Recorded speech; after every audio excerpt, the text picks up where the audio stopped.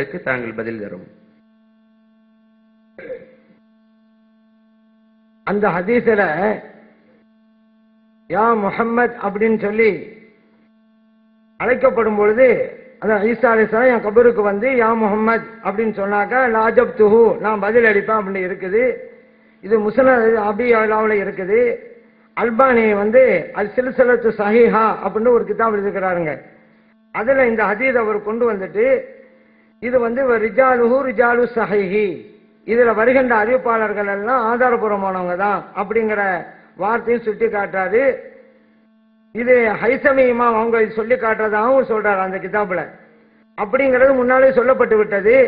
அவங்க சொன்னாங்க அது அல்பானி சொன்னாலும் எங்களுக்கு பலவீனம் அப்படிங்கிற நிலைப்பாடு அவங்க சொல்லிட்டாங்க. அதனால யாரு சைன்னு சொல்றாங்களோ அதை நம்புவாங்க, யாரு பலவீனம் சொல்றாங்க அதை விடுவாங்க. இதுதான் இயற்கை.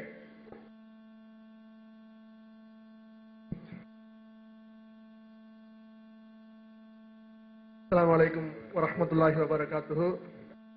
என் பெயர் அமீன்.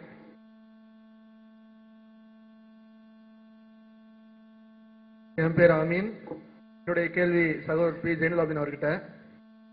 ஒரு தினமும் வந்து நிறைய பேர் செலவாத் சொல்லிக்கிட்டு இருக்காங்க.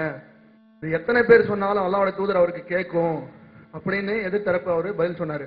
என்னுடைய கேள்வி என்ன சொன்னா, எத்தனை பேர் சொன்னாலும் ரசூல் ஸல்லல்லாஹு அலைஹி வஸல்லம் கேட்குமா இல்ல காண்பிக்கப்படுமா? இதன் மூலமா அவுலியாக்களுக்கு கேட்கும் இதுல எங்க ஆதாரம் இருக்கு? இதை வச்சு அவங்க என்ன நிறுவ வராங்க? அல்லாஹ்வுடைய தூதர் ஸ்தானத்துக்கு இறந்தவங்க எல்லாரையுமே சமமாக்குறாங்களா? இல்ல இறந்தவங்க எல்லாரையுமே அல்லாஹ்வுடைய தூதர் அவங்களுடைய ஸ்தானத்துக்கு நம்ம வச்சிடலாமா? எல்லாருக்குமே காது கேட்கும் அல்லாஹ்வுடைய தூதர் கேட்கறதுனால அப்படின்னு அவங்க சொல்ல வராங்களா?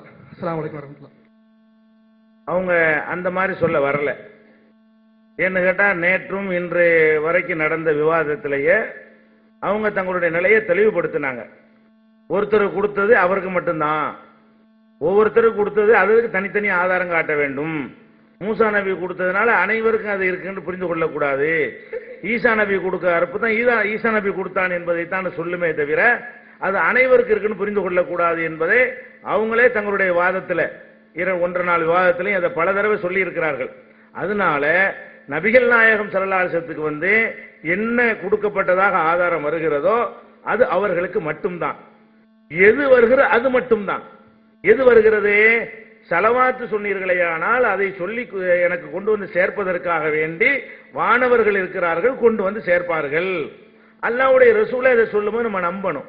நம்ம ஸலவாத்து சொன்னோம்னா இது உங்களுக்கு கேட்காது, அது வேற உலகம். அது அதே நேரத்தில் இந்த செய்தி நம்ம உம்மத்துல ஸலவாத் சொல்றாங்கிற அந்த செய்தி ரசூலுல்லாஹ்வுக்கு போகணும்னு அல்லாஹ் விரும்புறான். அதுக்குன்னே எல்லாம் என்ன செய்யறான்னா மலக்குகளை நியமித்திருக்கிறான். மலக்குகளை பொறுத்த வரைக்கும் அவங்க இந்த உலகத்தில் உள்ளதைக்கு தொடர்பு கொள்வார்கள், அந்த பர்சகல உள்ள கபர் உலகத்திலையும் தொடர்பு கொள்வார்கள், மீடியேட்டரா இருப்பார்கள். நம்ம எப்ப ஸலவாத்து சொன்னாலும் அதை கொண்டு போய் சேர்ப்பார்கள். இவ்வளவுதான் அதுல உள்ள விஷயங்கள். இதை நம்ம நம்பத்தான் வேணும். அல்லாஹ்வுடைய ரசூல் சொன்ன பிறகு என்ன செய்யக்கூடாது? அதை மறக்க கூடாது.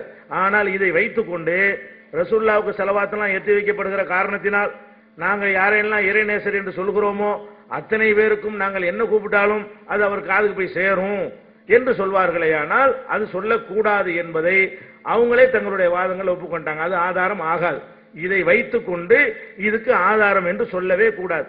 அதே மாதிரி வந்து கேட்பேன்னு கூட சொல்லல, எத்தி வைக்கப்படும் சொல்றாங்க ரசூல் ஸல்லல்லாஹு அலைஹி வஸல்லம். அப்ப இதுக்கு மலக்குகள் இருந்து எத்தி வைப்பாங்க. நல்லடியார்கள்ட்ட நீங்க கேட்டீங்கன்னு சொன்னா மலக்குகள் கொண்டு போய் எத்தி வைப்பாங்கன்னு ஆதாரம் காட்டினா தான் அதை சொல்ல முடியும். அதுவும் சொல்ல முடியாது.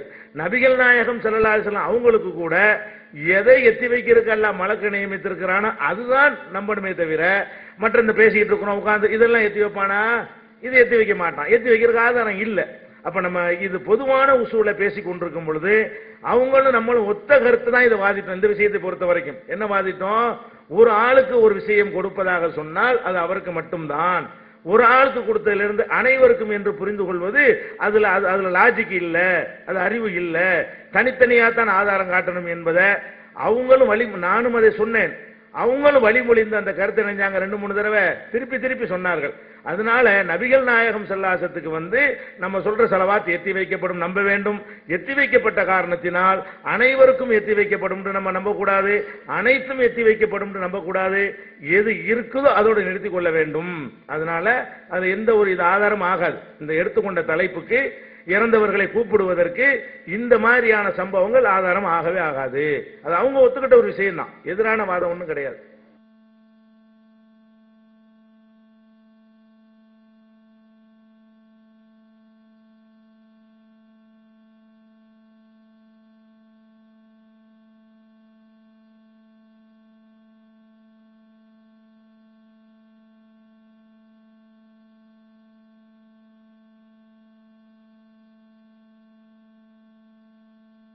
முடிஞ்சிருச்சோ?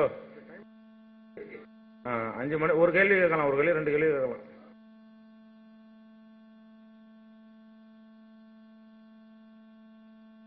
கடைசிக்கிற நைட்டு உள்ளதான், இப்போ கடைசி கணக்கு கிடையாது.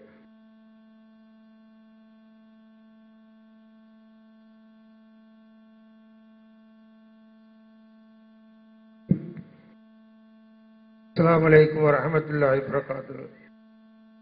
சகோதரர் ஜைனுல் ஆபிதீன் அவர்கள் பின்னால் எழுதப்பட்டிருக்கின்றது, குர்ஆன் ஹதீஸ் அடிப்படையில் சுன்னத் ஜமாத்தை பின்பற்றுபவர்கள் முஷ்ரிக்குகள் என்று. அப்பொழுது ரசூலுல்லாஹி ஸல்லல்லாஹு அலைஹி வஸல்லம் அவர்கள் ஜியாரத் செய்திருக்கின்றார்கள். அப்ப நாம ஜியாரத் செய்வது ஷிர்கா? இதற்கு ஹஜ்ரத் அவர்கள் விளக்கம் தர வேண்டும். நபிகள் நாயகம் ஸல்லல்லாஹு அலைஹி வஸல்லம் அவர்களை ஜியாரத் செய்வது ஷிர்க் ஆகாதுங்க.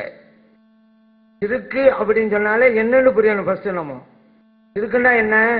இறைவனுடைய உள்ளமையிலும் இறைவனுடைய பண்புகளிலும் இறைவனுடைய செயல்பாடுகளிலும் இறைவனோடு அவனை போலவே ஒருவன் இருப்பதாக காட்டுவது, அல்லது ஒரு பொருள் அப்படி இருப்பதாக சொல்வது, அதுதான் ஷிர்க்குங்கிறது.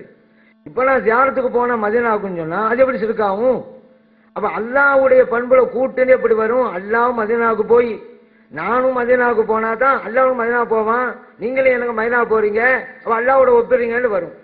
அதனால ஷிர்க்குங்கிற என்னன்னு புரிஞ்சுக்கிட்டா, ஜியாரத்து செய்வது கூடுமா கூடாதுங்கிற அந்த சப்ஜெக்ட் வேற. ஆனா ஜியாரத்து செய்வது எந்த வேலையும் ஷிர்க்குக்கு இடமே கிடையாதுங்கிறத நாம் அறிந்து கொள்ளணும்.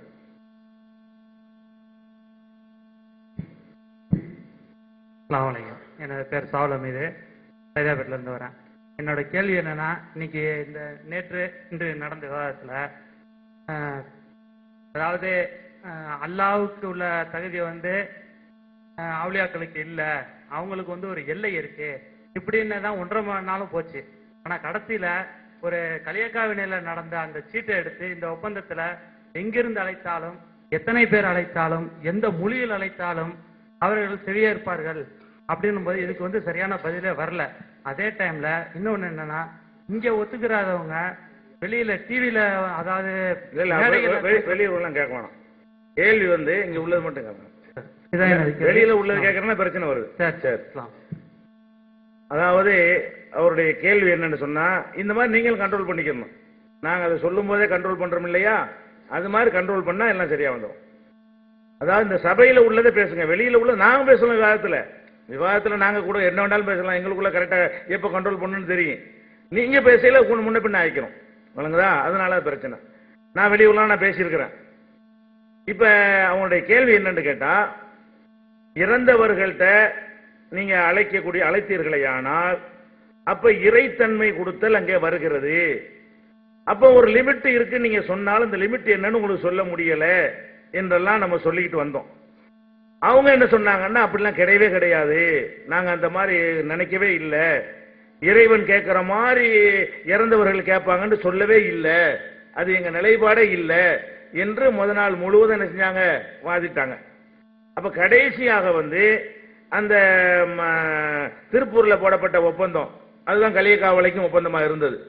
அதுல ஒரு வாசகத்தை காட்டி, இல்லையே நீங்கள் இதுவரை என்ன சொன்னீங்களோ அந்த நிலைக்கு மாத்தமா நீங்க ஏற்கனவே சொல்லியிருக்கிறீங்களே, இதுவரைக்கும் என்ன சொல்லிட்டு வந்தீங்க, அதாவது எங்கிருந்து கேட்டாலும் எத்தனை பேர் கேட்டாலும் அவுலியா கேட்பாங்க நாங்க சொல்லவே இல்லையே, அப்படி நினைக்கவே இல்லையே அப்படின்னு சொன்னாங்க. அடுத்து இந்த திருப்பூர்ல இப்படித்தானங்க சொல்லி இருக்கிறீங்க, எத்தனை பேர் அழைத்தாலும் எந்த மொழியில் அழைத்தாலும் அனைத்தையும் ஒரே நேரத்தில் கேட்டு பிரித்து அறிந்து அவங்க என்ன செய்வாங்க, பதிலும் அளிப்பார்கள், அனைத்துக்கும் பதில் அளிப்பார்கள் சொல்லி இருக்கிறீங்களே, இதுதானே அப்படி அல்லாஹ்வுடைய தன்மை, இதுதானே அல்லாஹ்வுக்கு உள்ள தனித்துவம், அந்த தனித்துவத்தை இருக்குன்னு சொல்றீங்களே அப்படின்னு நம்ம அந்த பேப்பரை கேட்கும் போது அவங்க இதை பேசக்கூடாது.